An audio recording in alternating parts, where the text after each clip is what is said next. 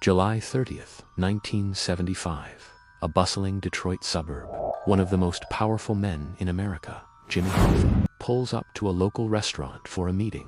The spot was the McCuss's Red Fox, a well-known, upscale place, but the meeting was with some heavy hitters from the criminal underworld. A man who could shut down the nation's economy with a phone call, and he was seen pacing impatiently in the parking lot. That was the last time anyone ever heard his voice. His car was found unlocked, but Hoffa himself was gone. It was as if he'd been swallowed whole by a mystery that has now stretched across half a century.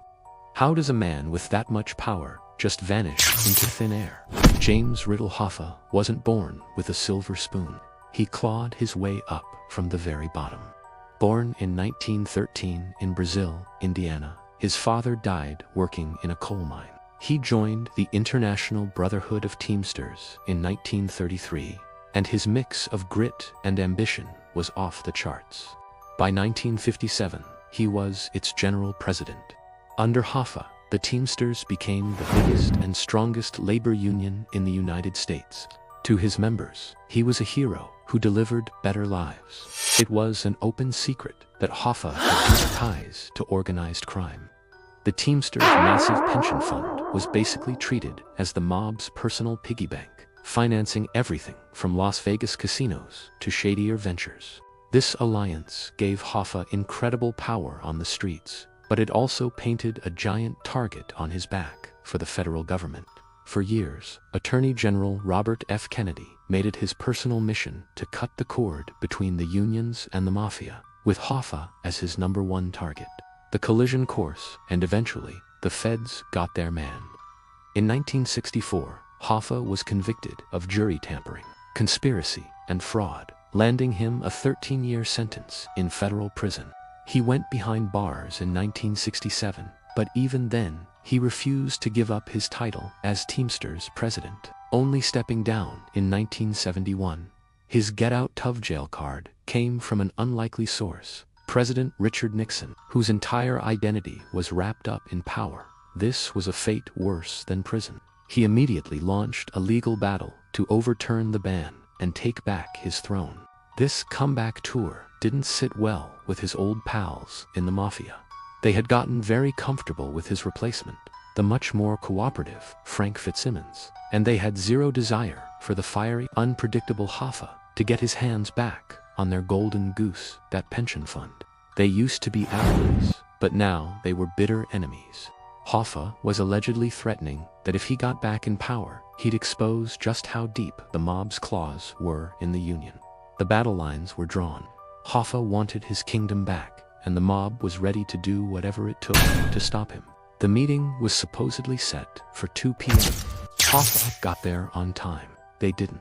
After waiting around, he called his wife from a payphone, complaining he'd been stood up and that he'd be home for dinner. He never made it.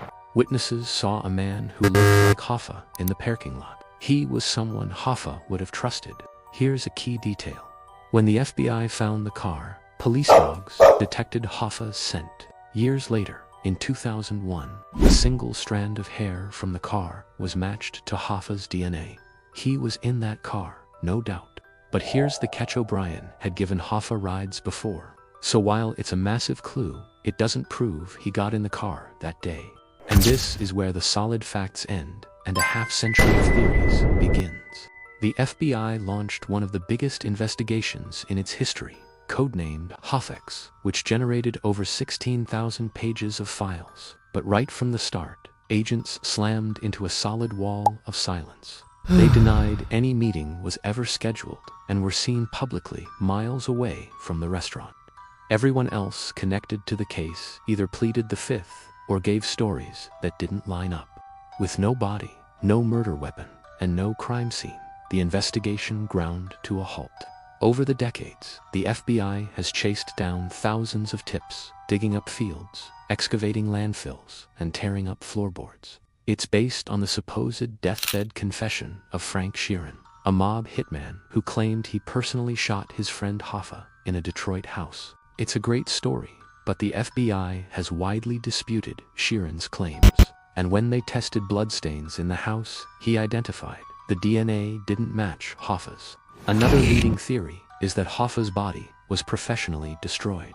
Investigative author Scott Bernstein, who has studied the case for decades, reports that a prominent FBI theory is that Hoffa was taken to a mob-controlled sanitation facility and incinerated, with a mob soldier named Anthony Tony Pal Palazzolo pulling the trigger. For years, a popular rumor was that Hoffa was stuffed into a 55-gallon drum and buried in a New Jersey landfill nicknamed Brother Moscato's Dump.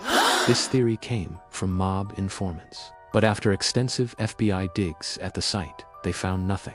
And of course, there's the one everyone's heard, that Hoffa is part of the foundation of the old Giants Stadium.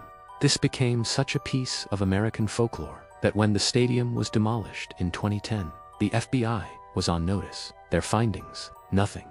Other stories have put his body in a Florida swamp, inside a car compacted into scrap metal, or even at the bottom of one of the Great Lakes. The sheer number of theories just highlights how chillingly efficient the hit was. They didn't just kill him. After hearing the main theories, which one sounds most plausible to you?